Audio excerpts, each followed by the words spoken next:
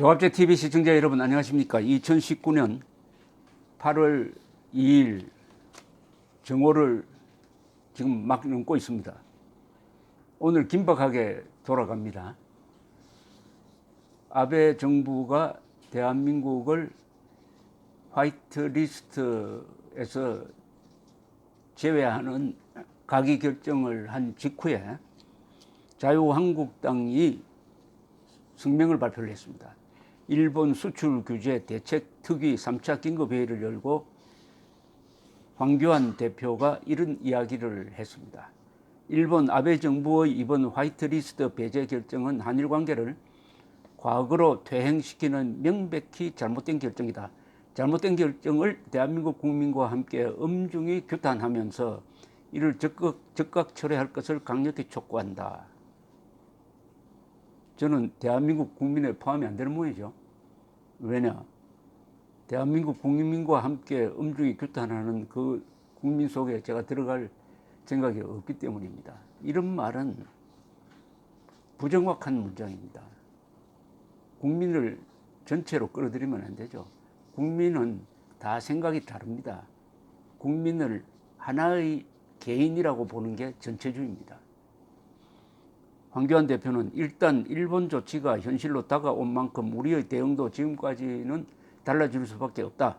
우선은 화이트리스트 개정안 시행까지 약 3주의 기간이 있다. 여러모로 외교적 해법을 끝까지 포기하면 안 된다. 외교적 해법 하는데 외교적 해법이 이루어지려면은 문재인 정권의 태도가 달라져야 되는 것 아닙니까? 지금 외교적 해법을 거부한 것이 문재인 정부입니다. 그렇다면 왜 직설적으로 중재위원회 구성에 참여하라든지 아니면 미국을 중재국으로 또는 중재위원으로 삼자고 한다든지 아니면은 대법원 판단 존중하고 청구권 협정 존중하는 차원에서 제3의 길을 모색하고 그 중에 하나는 정부가 징용공에 대한 배상을 대신하고 일본 기업에 대해서는 피해가 돌아오지 않겠다고 한다든지 하는 여러 가지 방법이 있어요. 그 여러 가지 방법에 대해서 제안을 해야지 외교적 해법을 끝까지 포기하라고 하면은 이게 무슨 의미 있는 이야기로 전해지겠습니까? 그는 또 이렇게 덧붙였습니다. 하지만 현실적으로 당장 문제를 풀 길이 없다면 우리 기업과 또 국민의 피해 최소화하는 데 모든 대응책의 초점이 맞춰져야 한다. 오로지 국익 국민 기준 초당적 협력이 필요하니까 협력해 나가겠다고 강조했습니다. 아니 국익과 국민을 기준으로 하면은 문재인 정권이 일본을 적대시하면 안 되죠. 이 모든 것의 출발점은 문재인 정권이 일본을 적대시하고 김정은을 친구로 보고 그러니까 김정은과 문재인이 손잡고 일본에 대항한다는 인상을 주었기 때문입니다. 여기에 대한 언급 없이 국익 국민 기준 초당적 협력? 문재인 정권이 국익을 훼손하고 있으니까 여기에 무조건 협력하겠다는 것은 자유한국당까지 이중대가 돼가지고 같이 국익 훼손에 동참하겠다는 뜻밖에 되지 않습니다. 황 대표는 정부가 나름대로 대책 세우고 있겠지만 얼마나 실질적 대안이 나올지 솔직히 걱정이다. 무엇보다도 이번 일본 조치에 포함되는 전략 물자가 무려 1000여 종을 넘는 상황이다.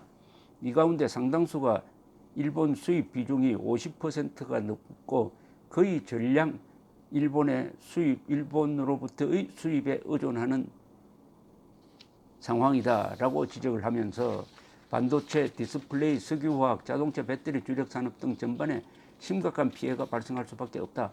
피해 범위도 대기업, 중견기업 전반으로 확산돼 사실상 경제 전반에 큰 어려움을 줄 것이다.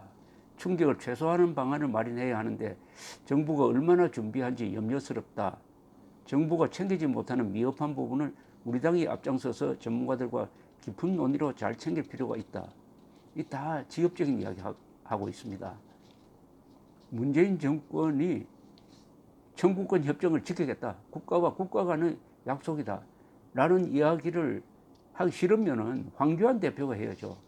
황교안 대표는 그 이야기가 입에서 떨어지지 않습니까?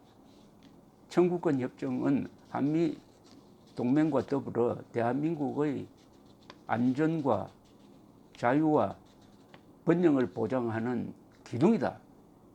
이것을 지켜야 한다.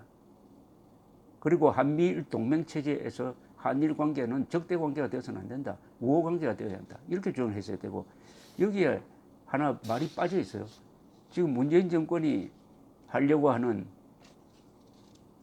시사를 하고 있는 한일 군사정보보호협정 폐기는 절대 안 된다 하는 것을 못을 박아야 되는데, 이런 이야기 하지 않고 원론적인 딱 청와대 대변인이 할 이야기를 했습니다. 황교안 대표는 그래도 아직 한 24시간 정도 시간이 있습니다. 빨리 자유한국당의 생각을 집약을 해가지고 대한민국의 국가 이익을 대변하는 이야기를 해야 됩니다. 문재인 정권을 대변할 필요가 없습니다. 야당은 그렇게 하도록 만들어진 정당이 아닙니다. 거의 무조건적으로 정부를 견제해야 되는 게 야당의 임무입니다. 야당의 임무예요. 그런데 일본에 관한 한 무조건적으로 정권 편을 들겠다 하는 게 문재인 이중대란 비판을 부르는 것입니다.